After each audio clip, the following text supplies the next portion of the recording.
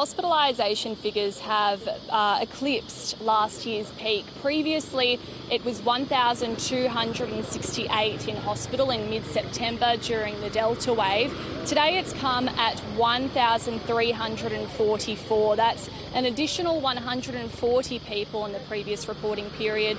Of course, we've been learning that not all of these people were admitted to hospital for COVID. They may have gone in for another reason and tested positive while there. Nevertheless, we've been hearing from experts that it is still causing complications for the healthcare system.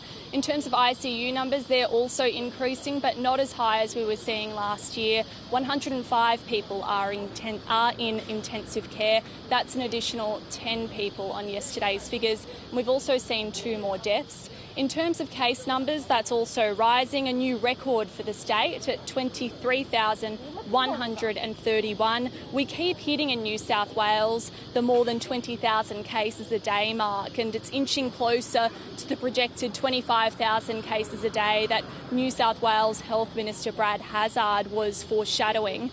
This is all while official PCR testing is actually decreasing in New South Wales. In the latest reporting period, more than 83,000 tests, much lower than what we've seen in previous weeks where we were seeing 160,000 tests a day.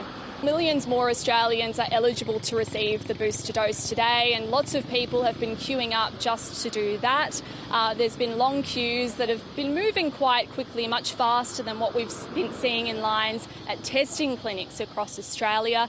Some people I've been speaking to in the lines today have said that they're really happy that the government has changed this interval between the second dose and booster dose down to 4 months. That will, of course, change at the end of January to 3 months. They're also saying that they don't want to get sick, and they're quite alarmed with the rising case numbers in New South Wales.